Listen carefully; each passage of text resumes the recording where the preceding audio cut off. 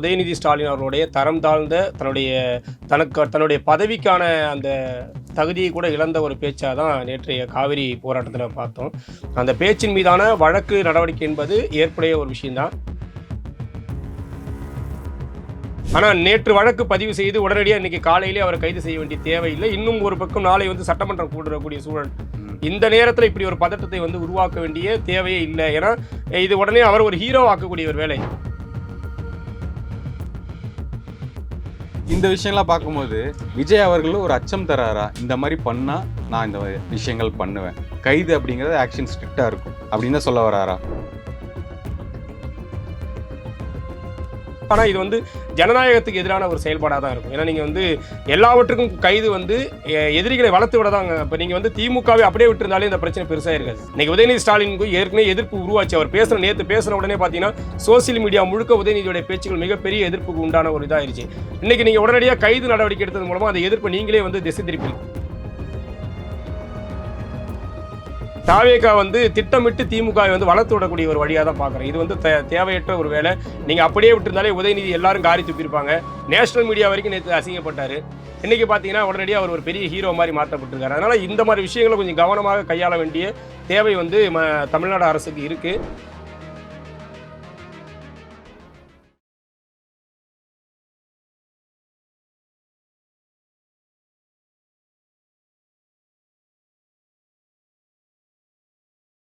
நேயர்களுக்கு வணக்கம். இன்றைய நேர்காணலில் நம்முடைய இணைந்திருப்பவர் தாவேகாவின் ஆதரவாளர் திரு கண்ணதாசன் அவர்கள். சார் வணக்கம். வணக்கம். இன்று காலை எதிர்க்கட்சி தலைவர் அவர்கள் கைது, அங்கே தஞ்சாவூருக்கு கூப்பிட்டு போயிட்டு இருக்காங்க. இப்போவே ஒரு விடுதலைக்கான விஷயம் வந்துச்சு. அதாவது வெளியே வந்துடலாம் அவர் அப்படின்னு நீதிமன்றம் சொல்லிட்டாங்க. இப்போ இந்த விஷயம் மிகப்பெரிய தலைப்பு செய்தியாக மாறி இருக்கு. தமிழ்நாடு லெவலில் இல்லை, இந்தியா லெவலில் போயிருக்கு அப்படிங்கிறது தான். இதுக்கு நிறைய போராட்டங்கள், ஆர்ப்பாட்டங்கள் நிறைய பக்கம் போய்கிட்டு இருக்கு. இந்த கைது எப்படி பார்க்குறீங்க? இல்லை, இது முதல்ல இது மீதான வழக்கு வரவேற்கத்தக்க ஒரு விஷயம்தான். அதாவது உதயநிதி ஸ்டாலின் அவர்களுடைய தரம் தாழ்ந்த தன்னுடைய பதவிக்கான அந்த தகுதியை கூட இழந்த ஒரு பேச்சாக தான் நேற்றைய காவிரி போராட்டத்தில் பார்த்தோம். அந்த பேச்சின் மீதான வழக்கு நடவடிக்கை என்பது ஏற்புடைய ஒரு விஷயம்தான். ஆனால் இதற்காக உடனடியாக அவரை கைது செய்ய வேண்டும், இவ்வளோ முனைப்பு காட்ட வேண்டுமா அப்படிங்கிற ஒரு கேள்வி தான் மொத்தமாக எல்லா கட்சிகளிடமும் உருவாயிருக்கு. குறிப்பாக நீங்கள் இந்த விடயத்தில் பல தலைவர்கள் உதயநிதியோட பேச்சை கண்டிக்கக்கூடிய அதே வகையில் வேளையில் இந்த அரசுடைய இந்த கைது நடவடிக்கையை கண்டிச்சிருக்கிறதுன்றது இந்த அரசுக்கு ஒரு பெரிய பின்னடைவாக தான் நம்ம பார்க்குறோம். ஏன்னா இந்த போன்ற விஷயங்களை இவ்வளோ முனைப்பு காட்ட வேண்டிய தேவையில்லை. இது இன்னும் திமுகவை இன்னும் உயிர் போட வச்சிருக்கக்கூடிய ஒரு வேலையாக இன்றைக்கி தமிழ்நாடு முழுக்க திமுகவினர் ஆர்ப்பாட்டம் பண்ணுறதா இருக்கட்டும். இன்னும் இங்கே தாவேகா கூட்டணியில் இருக்கக்கூடிய ஆதரவு கொடுத்துருக்கூடிய கட்சிகள் கூட உதயநிதியுடைய கைதை கண்டிச்சிருப்பதாக இருக்கட்டும். எல்லாமே பார்த்திங்கன்னா திமுகவுக்கு சாதகமான ஒரு சூழலை தாவேகாவே உருவாக்குதா அப்படிங்கிற ஒரு கேள்வி நமக்கு உருவாகுது. அதனால் இந்த விடயத்தில் இவ்வளவு முனைப்பு காட்ட வேண்டிய அவசியம் ஏன் வந்தது? யாருடைய தவறுதலான வழிகாட்டலில் இது போன்ற செயல்பாடுகள் அரசு ஈடுபட்டிருக்கு அப்படிங்கிற கேள்வி தான் நமக்கு உருவாகுது. இதை தவிர்த்திருக்கலாம் அப்படிங்கிறது நம்முடைய பார்வையாக இருக்குது.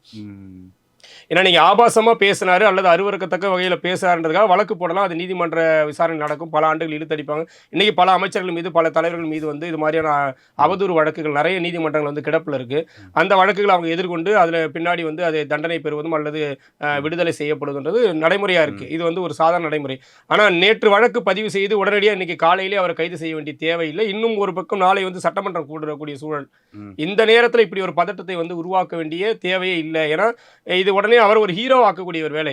உதயநிதி ஸ்டாலினை முடக்கி சட்டமன்றத்தை நடத்த வேண்டிய தேவை தாவேகா இருக்கா அப்படிங்கிற ஒரு பேச்சை உருவாக்குறாங்க. உண்மையில் உதயநிதி சட்டமன்றம் என்றாலும் ஒன்றும் செய்திட போகிறது கிடையாது.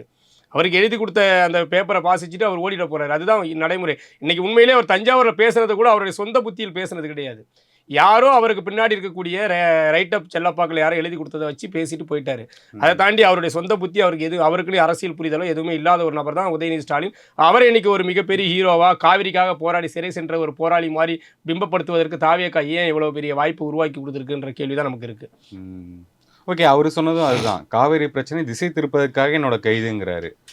இல்லை, முதல்ல காவிரி பிரச்சனைக்கும் திமுகவுக்கும் என்ன சம்பந்தம் தான் கேள்வி கேட்குறேன். ஏன்னா திமுகவுடைய வரலாற்று நெடுக்கவே காவிரியில் இழக்கப்பட்ட அனைத்து அநீதிகளுக்கும் திமுக தான் முதன்மை காரணமாக இருக்குது. நீங்கள் 1924 போடப்பட்ட ஒப்பந்தம் 1974 ஆண்டோடு 50 ஆண்டுகால ஒப்பந்தம் நிறைவடைந்த போது அதை புதுப்பிக்க வேண்டிய இடத்தில் இருந்த அன்றைய திமுக அரசு, கருணாநிதி அரசு குறிப்பாக, அதை கைவிட்டு அந்த ஒப்பந்தத்தையே புதுப்பிக்காமல் விட்டது காவிரிக்கு இழைக்கப்பட்ட மிகப்பெரிய துரோகம்.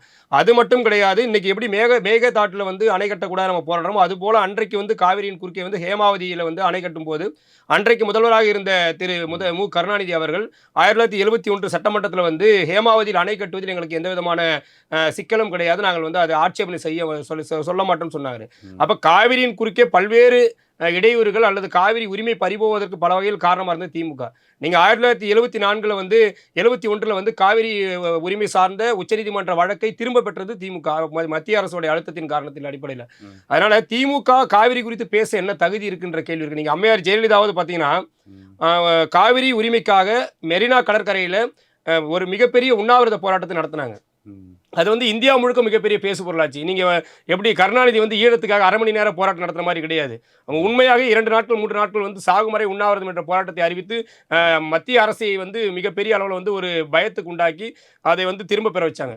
அப்போ அந்த மாதிரியான ஒரு தீர்க்கமான ஒரு போராட்டத்தை திமுக எந்த காலத்தில் எடுத்ததில்லை. 2007 கருணாநிதியோட ஆட்சி காலத்தில் உச்சநீதிமன்றத்தில் காவிரி தீர்ப்பு ஒன்று உருவாகுது, மேலாண்மை ஆணையத்தோட தீர்ப்பு வெளியாகுது. அதே அவர் 2011 வரைக்கும் மத்திய அரசுடைய கெஜெட்டில் கூட வெளியிட எந்த விதமான முயற்சி எடுக்கல. அதன் பிறகு 2013 அம்மையார் ஜெயலலிதா அவர்கள் மிகப்பெரிய போராட்டத்தின் அடிப்படையில் தான் அந்த தீர்ப்பையே வந்து கெஜெட்டில் ஏற வச்சாங்க. அப்போ காவிரி விவகாரத்தில் திமுக ஒவ்வொரு காலத்திலுமே துரோகம் மட்டும்தான் செஞ்சிருக்கு. இப்போ திடீர்னு எதிர்கட்சியாக இருக்கிறேன், நான் எதையாவது வந்து அரசியல் படுத்தணுன்றதுக்காக காவிரி விவகாரத்தில் பேசுறேன்னு போயிட்டு அங்கே போய் காவிரி உரிமை சார்ந்த பிரச்சனையை பேசல, கர்நாடகாவுக்கு எதிராக பேசல. கர்நாடகாவில் காங்கிரஸ் கட்சி தான் ஆட்சியில் இருக்கு. இன்னும் சொல்லப்போனால் டி.கே. சிவகுமார் ஸ்டாலின் குடும்பத்துக்கு மிக நெருங்கிய உறவினர் தான். தமிழ்நாட்டில் திமுகவுடைய பல்வேறு சொத்துக்கள் வந்து கர்நாடகாவில் வந்து வாங்கப்பட்டிருக்கின்ற ஒரு குற்றச்சாட்டு இருந்துகிட்டு இருக்கு. அப்போ நீங்கள் நேரடியாக தாக்க வேண்டியது காங்கிரஸ் கட்சியையும் அங்கே இருக்கக்கூடிய ஆட்சியையும், இன்னும் ஒருபடியாக இந்த பிரச்சனைக்கு தீர்வு காணாத மத்திய அரசு இந்த தாக்கி பேசியிருக்கணும். இது எதுக்குமே சம்பந்தம் இல்லாத நீங்கள் போனதிலிருந்தே தொடர்ச்சியாக விஜயை பற்றி பேசுவது, இன்னும் குறிப்பாக தரம் தாழ்ந்து பெண்களை அவதூறாக பேசுறது, அந்த வார்த்தைகள்லாம் கொச்சையான வார்த்தைகளை பேசக்கூடிய வார்த்தைகள் கிடையாது. இதையெல்லாம் வந்து எப்படி காவிரி போராட்டம் நம்ம எடுத்துக்கிறது அப்படிங்கிற கேள்வி இருக்குது. இதுதான் போராட்ட வடிவமான்ற ஒரு கேள்வியை வந்து நம்ம எழுப்புறோம்.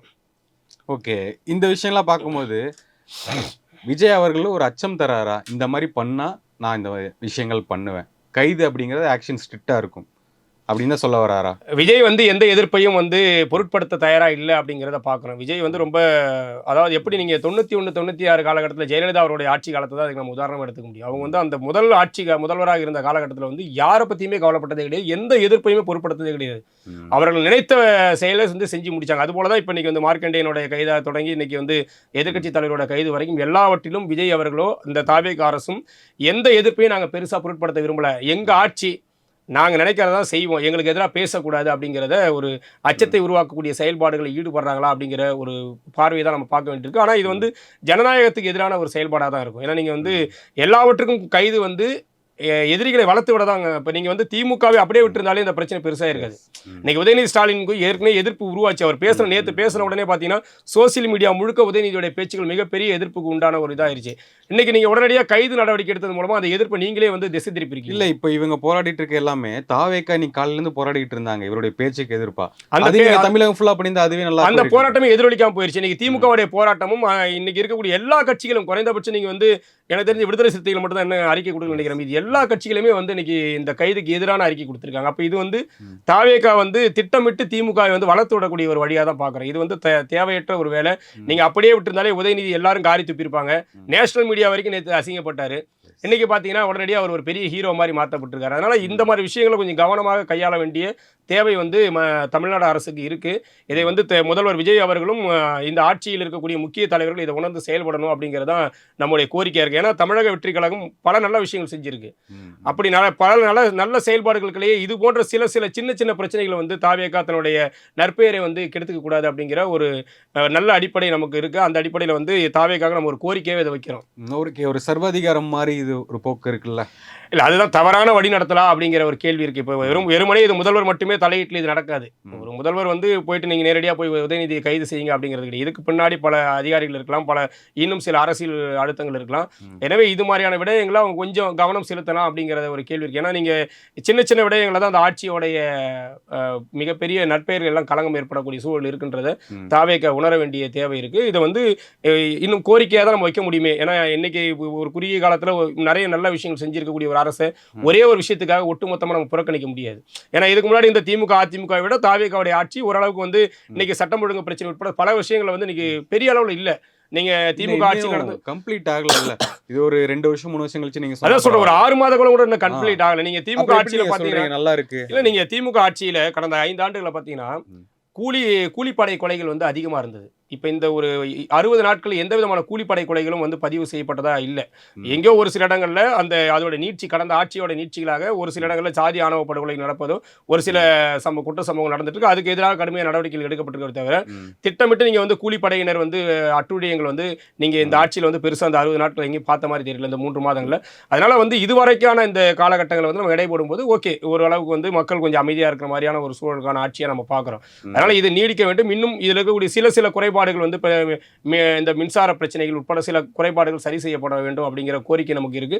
அதனால இந்த ஆட்சி இன்னும் கவனத்தோட செயல்படணுன்ற ஒரு வேண்டுகோளை நம்ம வைக்கிறோம். ஓகே, அந்த மின் பிரச்சனை அப்படிங்கிறது மிகப்பெரிய அளவில் போயிட்டு இருக்கு. நம்ம அடுத்தது வந்துடுவோம். இருந்தாலுமே இந்த கூட்டணி கட்சிகள் இருக்கக்கூடிய தலைவர்களும் எதிர்ப்பு தெரிவிக்கிறாங்க. எல்லாருமே சொல்லும் போது இவங்க ஏன் கண்டுக்க மாட்டுறாங்களா? நீங்க சொன்ன மாதிரி எங்க ஆட்சி இப்படிதான் இருப்போம் அப்படிங்கிற ஒரு மெத்தனமா? இல்லை, அதுதான் அவங்களுக்கு இப்போதான் புதுசாக ஆட்சிக்கு வந்திருக்காங்க.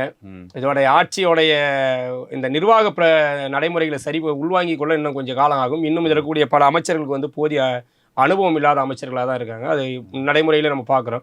அதனால் இன்னும் கூடுதலாக இதில் வந்து அவங்களுக்கு சரியான வழி நடத்தக்கூடிய அதிகாரிகள் இல்லையா அப்படிங்கிறத ஒரு கேள்வி இருக்குது. இதை வந்து சரி செய்ய வேண்டியது அதிகாரிகளுடைய பொறுப்பு. அவங்க தான் வந்து இதோடைய பின்விளைவுகள் என்ன வரும், இந்த மாதிரியான செயல்பாடுகளில் ஈடுபடும் போது ஆட்சிக்கு எவ்வளோ அவப்பேர் ஏற்படுன்றதோ அதிகாரிகள் தான் சரியாக வரையெடுத்து கொடுக்கணும். அப்போ அதிகாரிகள் திட்டமிட்டு வந்து தாவேக்காக்கு எதிரான வேலைகளை செய்கிறாங்களா அப்படிங்கிற ஒரு கேள்வி நமக்கு இருக்குது. ஏன்னா இவங்க எல்லாமே கடந்த ஆட்சி காலங்களில் வந்து ஏகபோகமான சுகபோகங்களை அனுபவித்தவர்கள் தானே, யாரும் புதுசாக வந்து அதிகாரிகள் கிடையாது. அதனால இது எல்லாவற்றுக்கும் பின்னாடியும் வந்து சரியாக ஆராயப்பட வேண்டும், ஆட்சியாளர்கள் கவனம் செலுத்த வேண்டும். அதுதான் வந்து இதுக்கு தீர்வாக இருக்கும். இது போன்ற நடவடிக்கைகள் கண்டிப்பாக ஆட்சிக்கு ஒரு பெரிய அவப்பேரை உண்டாகும். அதிகாரிகள் எல்லாமே தாவேக்காக்கு எதிர்ப்பாக இருக்காங்களா? ஒரு விஷயம் இருக்கா?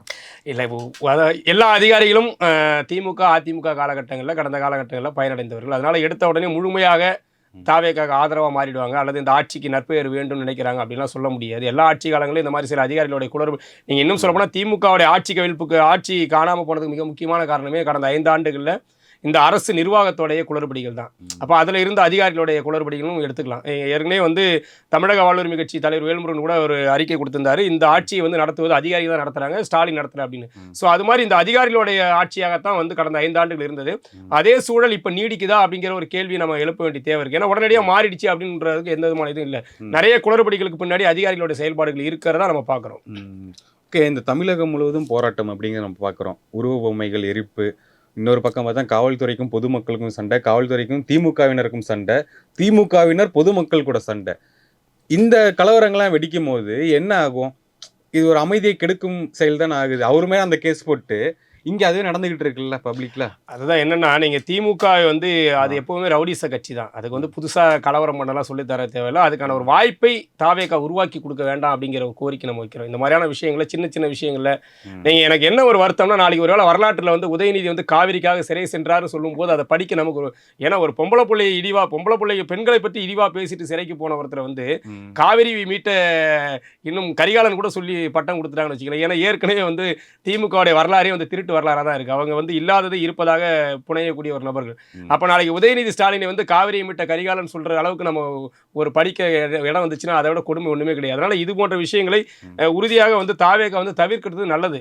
இவங்கெல்லாம் ஒரு பெருசுப்படுத்த வேண்டியது இல்லை. நீங்கள் எடப்பாடியார் வந்து ரொம்ப தெளிவாக பண்ணுவார். நீங்கள் எடப்பாடி ஆட்சி காலத்தில் வந்து திமுக கடுமையாக ரொம்ப கொச்சைப்படுத்துவாங்க. எடப்பாடி வந்து போய் சசிகலா அம்மையார் காலில் விழுந்த படத்தை வச்சுலாம் ரொம்ப கேவலமாலாம் அரசியல் பண்ணாங்க. ஆனால் அவர் வந்து இது ஒரு பெரிய விஷயமா எடுத்துக்கவே இல்லை. அவங்க அப்படிதான். ஏன்னா நீங்கள் திமுகவுடைய பிளட் மரபணு அதுதான். நீங்கள் வந்து திராவிட நாடு எங்கே இருக்கிறது என்று கேட்டபோது பாவாடையின் நாடாவை அவிழ்த்து பார், திராவிட நாடு தெரியும் சொன்னவர் கருணாநிதி. அதனால் அவங்களுடைய மரபு வந்து அநாகரிக அரசியலுக்கு அவங்களுக்கு புதுசு கிடையாது. அதனால் இதையெல்லாம் கடந்து போகிற ஒரு விஷயமா வந்து பழகிக்கணும். இதை கடந்து போக வந்து ஒரு முதல்வர் பழகிக்கிறதா வந்து ஒரு சரியான ஒரு அரசியல் முதிர்ச்சியாக பார்க்க முடியுமே தவிர எல்லாவற்றுக்கும் எதிர்வினை ஆற்றுவது என்பது இந்த ஆட்சியாளருக்கு ஒரு அழகு கிடையாது. ஓகே, இவங்க இப்படிதான் அப்படின்னு நம்ம கடந்து போக முடியாது இல்ல. அவங்க பொறுப்புக்கான ஒரு பேச்சு இருக்கணும்ல. இல்ல, அதற்கான எதிர்வினையை வந்து மக்கள்கிட்ட இருந்து வரும். நீங்க இப்ப உதயநிதி பேசுற உடனே பல வகையில வந்து மக்கள் வந்து மிகப்பெரிய எதிர்ப்பு பதிவு செஞ்சிருக்காங்க. நீங்க வந்து இன்னைக்கு சோசியல் மீடியா முழுக்க கிட்டத்தட்ட 24 மணி நேரத்தில் உதயநிதிக்கு கடுமையான கண்டனம் உருவாயிருக்கு. அதோட எதிர்வினையாக தான் இன்னைக்கு இந்திய அளவில் வந்து ட்ரெண்டிங் ஆயிருக்காரு உதயநிதி வந்து. ஆனா அது எல்லாமே அடுத்த 24 மணி நேரத்தில் மாத்தி இருக்குது இந்த அரசுடைய இந்த அவசர செயல்பாடுன்னு பாக்குறோம். நீங்க அவங்களுக்கு சாதகமான ஒரு வேலையை செஞ்சிருக்கீங்க. அவர் கைது செய்வது மூலமா ஒரு அனுதாபத்தை வந்து திட்டமிட்டு உருவாக்குற ஒரு வேலையை ஏன் செய்யணும் அப்படிங்கிற கேள்விதான். இப்ப நீங்க உதயநிதி கைது செய்தா என்ன நடந்திருக்கு? குறைந்தபட்சம் அவர் கைது செய்து சிறையில் வைக்க முடியல. உயர்நீதிமன்றம் ஒரு உத்தரவு போட்டிருக்காங்க, உடனடியாக விசாரணை முடித்த உடனே அவரை இன்றைய விடுதலை செய்யணும்னு சொல்றாங்க. அப்ப இது ஒரு வகையில தோல்வி தானே. ஆமா. இப்ப நீங்க அவசர கதியில் எடுக்கப்பட்ட இந்த முடிவு வந்து தாவேகாவுக்கு ஒரு தோல்வியா முடிஞ்சிருக்கு. ம். ஒரு வகையில நீதிமன்ற வாயிலாவும் தோல்வி அடைஞ்சிருக்கீங்க. இன்னொரு பக்கம் வந்து எல்லா கட்சிகளுடைய அரசியல் கட்டத்திலையும் வந்து தாவேகா ஒரு பெரிய ஒரு சறுக்கலை உருவாக்கி இருக்குன்றதா பார்க்குறேன். அப்ப இந்த விஷயங்களை கவனமா செயல்படலாம் அப்படிங்கிறதா நம்முடைய கருத்தா இருக்கு. ஓகே. ஜெயலலிதா அம்மையார் பாணியில இவர் ட்ரை பண்றாரு அப்படிங்கிற விஷயம் பார்க்க முடியுது. அந்த லெவல்ல வருவாரா? அந்த மாதிரி பண்றாரா? அப்படி பண்ணாருன்னா அதோட எதிர்வினைகள் எப்படி இருந்ததுன்னு பார்க்கணும்ல. நீங்க 91, 96 காலகட்டத்தில் அசுரபலத்தோட ஆட்சியில் இருந்த அம்மையார் ஜெயலலிதா 96 தேர்தலில் அவங்களே தோத்து போனாங்க. எஸ். அதிமுக வந்து 4, 5 இடங்களுக்குள்ள சுருக்கம். தமிழ்நாடு முழுக்க 4 இடங்கள் 5 இடங்களா தான் வெற்றி பெற்றது. மிகப்பெரிய படுதோல்வி அடைஞ்சது. அப்போ அந்த மாதிரியான ஒரு முடிவை இவங்க நோக்கி நகரக்கூடாது அப்படிங்கிற ஒரு கோரிக்கை நமக்கு இருக்குது. ஏன்னா நீங்கள் மீண்டும் வந்து நீண்ட ஒரு 60 ஆண்டுகளுக்கு பிறகு திராவிட ஆட்சியை வந்து வீழ்த்தி இருக்கிறாங்க. திராவிட கட்சிகள் இல்லாத ஒரு ஆட்சி உருவாகி இருக்கு. அப்போ அந்த ஆட்சியை வந்து இது போன்ற சின்ன சின்ன விஷயங்களுக்கு வந்து பறி கொடுத்துடக்கூடாது அப்படிங்கிற ஒரு எதிர்பார்ப்பு எங்களை போன்றவங்களுக்கு இருக்குது. அதனால இந்த விஷயங்களை கவனமாக இருங்க. அம்மையார் ஜெயலலிதா உங்களுக்கு எல்லாத்துக்குமே படிப்பினையாக இருக்காங்க. அவங்களுடைய ஆரம்பகால ஆட்சியில் அவங்க செய்த தவறுகளாக இருக்கட்டும், இறுதி காலங்களில் அவங்க செய்த பல நல்ல விஷயங்கள் தான் இன்றைக்கி வந்து இன்றைக்கும் பலரை வந்து கட்சி கடந்து அம்மையார் ஜெயலலிதா போற்றக்கூடிய ஒரு நபராக மாற்றிருக்காங்க. அது பல விஷயங்களில் நீங்கள் ஈழ பிரச்சனையாக இருக்கட்டும், இங்கே இருக்கக்கூடிய அம்மா உணவகம் தொடங்கி எல்லா விஷயங்களையும் வந்து கடைசி காலங்களில் ஒரு ஒரு முழுமை பெற்ற ஒரு அரசியல் ஆளுமையாக மக்களுக்கான பல விஷயங்கள் செஞ்சுட்டு போயிட்டாங்க. ஸோ அந்த ஒரு அவங்களுடைய அரசியல் வாழ்க்கையை வந்து இன்றைக்கு தாவேகா வந்து ஒரு முன்னுதாரணமாக எடுத்துக்கலாம். அவங்களுடைய ஆரம்ப காலமாக இருக்கட்டும், இறுதி காலமாக இருக்கட்டும், இது வந்து தாவேகாவுக்கு ஒரு சிறந்த படிப்பினையாக இருக்கும் அப்படின்னு தான் நம்ம சொல்கிறோம். தாவேகாவில் சில அமைச்சர்கள், ஒரு 4 அமைச்சர்கள் பேர் வந்து அடிபடுது. அவங்க வந்து பதவி விலக்கிட்டு வேற ஒருத்தங்க இலாக்கா மாத்துறாங்கன்ட்டு சில விஷயங்கள் வருது. அப்படி வரும் பட்சத்தில் ஒரு மாற்றத்துக்கான ஒரு விஷயமா இது இருக்குமா, இல்லை அவங்களுடைய செயல்பாடுகள் சரியில்லை அப்படிங்கிற விஷயமா அது வரப்போகுது? குறைந்தபட்சம் ஏற்கனவே அமைச்சர் சரத்குமார் அவர்கள் வந்து ஒரு மிகப்பெரிய சர்ச்சையில் மாற்றினார். பொது இடத்துல போதைப் பொருள் பயன்படுத்தினது உண்மையா பொய்யா அப்படிங்கிறத தாண்டி அப்படி ஒரு சர்ச்சை உருவானது. ரெண்டாவது நீங்கள் அமைச்சர் விஸ்வநாதன் கூட வந்து பார்த்தீங்கன்னா ஒரு ஒரு நிகழ்ச்சியில் வந்து பெண்கள் குழந்தைகள் மீது வந்து தவறுதலாக நடந்துக்கிட்டார்னு ஒரு சர்ச்சை. இந்த மாதிரி சில பேர் மேலே ஏற்கனவே ஒரு சில சர்ச்சைகள் இருக்கிறதால பொதுவாகவே அமைச்சரவை மாற்றம் என்பது எல்லா ஆட்சியிலும் இயல்பானதான். நீங்கள் கடந்த ஆட்சியில் கூட பார்த்தீங்கன்னா பல முறை அமைச்சர்கள் மாற்றப்பட்டாங்க, பதவி நீக்கப்பட்டாங்க. இன்னும் சொல்லப்போனால் அம்மையாருடைய ஆட்சி காலங்களில் இது இன்னும் கூடுதலாக இருக்கும். இன்றைக்கு அமைச்சராக இருப்போம், நாளைக்கு அமைச்சராக இருப்பாரான்னு தெரியாது, யார் அமைச்சரே தெரியாது. ஏன்னா ஒவ்வொரு நாளும் ஒரு அமைச்சர் மாற்றப்பட்டே இருப்பாங்க. அதனால் வந்து அமைச்சரவை மாற்றம் என்பது அந்த அரசுடைய முடிவு. அதில் யாரெல்லாம் அரசுக்கு கொஞ்சம் இடையூறாக அல்லது அரசுக்கு அவப்பெயரை ஏற்படுத்தக்கூடிய செயல்பாடுகளில் ஈடுபடுறாங்களோ அவங்களை மாற்றுவது என்பது முதல்வருடைய உரிமை. அந்த அடிப்படையில் அமைச்சரவை மாற்றம் இருக்கும் அப்படின்னு நாமளும் நம்புகிறோம். இன்னும் கூடுதலாக இப்போ புதிதாக கட்சிக்கு வந்தவர்கள் அல்லது இன்னும் கட்சிக்குள்ள ஏற்கனவே சீனியாரிட்டியின் அடிப்படையில் வந்து தங்களுக்கு அதிகாரம் கிடைக்கல நினைக்கக்கூடிய சிலருக்கு வந்து அமைச்சரவை பொறுப்புகள் கிடைக்கலாம் அப்படிங்கிறதான் அந்த அமைச்சரவை. அந்த மாதிரி இருக்காங்களா சீனியாரிட்டி அடிப்படையில்? இருக்காங்க, பல விடையில் இருக்கு. இப்போ நீங்கள் ஏற்கனவே கள்ளக்குறிச்சி விழுப்புரம் ஒருங்கிணைந்த மாவட்டத்தில் ஒரே ஒரு எம்எல்ஏ தான் தாவேகா வெற்றி பெற்றாங்க. அதுவும் கள்ளக்குறிச்சி தொகுதி மட்டும்தான். 11 சட்டமன்ற தொகுதிகள் கொண்ட ஒரு ஒருங்கிணைந்த விழுப்புரம் மாவட்டம் இப்பதான் 2ஆ பிரிச்சிருக்காங்க. அங்க வந்து கள்ளக்குறிச்சி தொகுதி மட்டும்தான் தாவேகா வெற்றி பெற்றிருக்கு. அதனால அவர் வந்து அமைச்சராவார்னு எதிர்பார்க்கப்பட்டது. இப்போ அவருக்கு வந்து வாய்ப்பு இருக்கலாம் அப்படின்னு சொல்லப்படுது. இன்னும் அது மாதிரி நிறைய சீனியர் இருக்காங்க, எல்லா மாவட்டங்கள்லையுமே வந்து இது மாதிரி இருக்காங்க. ரெண்டாவது அதிமுகவில் இருந்து தங்களுடைய பதவிகளை ராஜினாமா செய்து தாவேகாக வந்திருக்கக்கூடிய சிலருக்கு அந்த எதிர்பார்ப்புகள் இருக்குது, அமைச்சராகக்கூடிய வாய்ப்புகள் எதிர்பார்ப்புகள் இருக்குது. அதனால் அவர்களுக்கு கூட வாய்ப்புகள் கொடுக்கப்படலாம். ஏன்னா அமைச்சராக 6 மாதத்துக்கு பிறகு அவங்க சட்டமன்ற தேர்தலில் நின்று ஜெயிச்சா போதுமானதுன்றது விதி. அதனால் அடுத்து வரக்கூடிய இடைத்தேர்தல் அவங்க வெற்றி பெற்றால் கூட போதுமானதாக இருக்குது. அதனால் பொறுத்திருந்து தான் பார்க்கணும் என்ன நடக்க போகுதுன்னு. ஓகே. இந்த ஒரு 3 மாதம் ஆயிடுச்சு இவங்களுடைய தாவேக்குடைய ஆட்சி. இதில் வந்துட்டு மின்சார பிரச்சனை அது வந்து மிகப்பெரிய பிரச்சனையாக போயிட்டு இருக்கு. 1000 ரூபா வந்தவங்களுக்கு இப்போ 3000 ரூபாய் வருது, டபுள் ட்ரிபிள் மடங்கு வருதுன்னு சொல்லிட்டாங்க. இப்போ எம்எல்ஏக்களுடைய கைது, இப்போ எதிர்க்கட்சி தலைவர்கள் வந்து கைது, இதுவும் ஒரு தோல்வியில் தான் முடிஞ்சிருக்கு. தொடர்ந்து இந்த மாதிரி விஷயங்கள் பண்ணிக்கிட்டே இருக்காங்க. என்ன நடக்க போகுது? அதான் நிர்வாக குளறுபடிகளில் தாவேகா சிக்கி திணறிக்கிட்டு இருக்கு. கடந்த ஆட்சி 5 ஆண்டுகளில் நடந்த சில பிரச்சனைகள், இங்கே மின்சார வாரியத்தில் ஏற்கனவே பல ஊழல் புகார்கள் இருந்தது. போதிய பணியாளர்கள் நிரப்பப்படாமல் விட்டது உட்பட பல பிரச்சனைகள் தான் இன்றைக்கி வந்து மின் தட்டுப்பாடுக்கு ஒரு மிக முக்கியமான காரணம். அப்போ அந்த மாதிரியான பல நிர்வாக குளறுபடிகளில் தாவேகா குளறுபடியில் இது வந்து எப்படி முறைகேடு தானே, அதுதான் அதை களைய வேண்டியது. நீங்கள் ஏற்கனவே அமைச்சர் நிர்மல்குமார் கூட சொன்னார்ல, இதில் வந்து பல திமுக சார்ந்த அதிகாரிகள் வந்து ஆட்சிக்கு எதிராக வேலை செய்கிறாங்கன்னு ஆரம்பத்திலே ஒரு ஸ்டேட்மெண்ட் கொடுத்தாரு. அது வந்து ஒரு எல்லாரும் நகைச்சுவை பார்த்தாலும் ஒரு வகையில் அது உண்மையாகவும் நம்ம பார்க்க வேண்டியிருக்கு. ஏன்னா ஆரம்ப காலங்களில் திமுக கட்சிக்காரர்கள் எத்தனை பேர் வந்து மின்சார வாரியத்தில் வந்து பணியமர்த்தப்பட்டாங்கன்றதுலாம் எல்லாருக்கும் தெரியும். அதனால வந்து இந்த குளறுபடிகளை சரி செய்வதற்கான முனைப்புகளில் வந்து அவங்க ஈடுபட வேண்டும் அப்படிங்கிற ஒரு கோரிக்கை இருக்கு. இதை தாண்டி வந்து அடித்தட்டு மக்களுக்கு வந்து பெரிய அளவில் வந்து பிரச்சனைக்குரிய எந்த விஷயங்களும் சமீபத்தில் நடக்கும் அந்த மின் பிரச்சனையை தவிர. அதனால வந்து இதெல்லாம் சரி செய்ய இல்லை, அது பெரிய பிரச்சனை தான். அதுக்கான குளறுபடிகளை சரி செய்ய வேண்டும்ன்ற ஒரு குளறுபடின்னு சொல்லாதீங்க, மறுபடியும் இது முறைகேடு முறைகேடா இல்லையாங்கிறது வந்து நீங்க அந்த அதை அது குறித்த முழுமையான நடவடிக்கை மூலமாக தான் தெரிய முடியும். என்னென்ன முறைகேடு நடந்திருக்கா அப்படிங்கிறத அவங்க வெளிப்படுத்த வேண்டிய தேவை இருக்கு. அதனால இப்போதைக்கு அது ஒரு குளறுபடியாக பார்க்கப்படுது. இது சரி செய்துட்டா இந்த ஆட்சிக்கு வந்து இப்போ பெரிய அளவில் ஒரு தலைவலி இல்லை. இப்போ நீங்கள் 2006-11 திமுக ஆட்சியில் மிகப்பெரிய ஒரு தலைவலியாக இருந்தது மின் தட்டுப்பாடு. அதனால தான் அடுத்து 10 ஆண்டுகள் அவங்க ஆட்சிக்கே வர முடியல.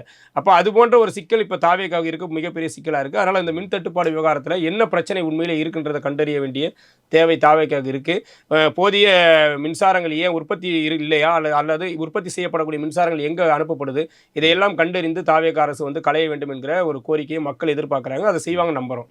ஓகே, அடுத்த நிகழ்ச்சியில் சந்திப்போம். நன்றி, வணக்கம். நன்றி.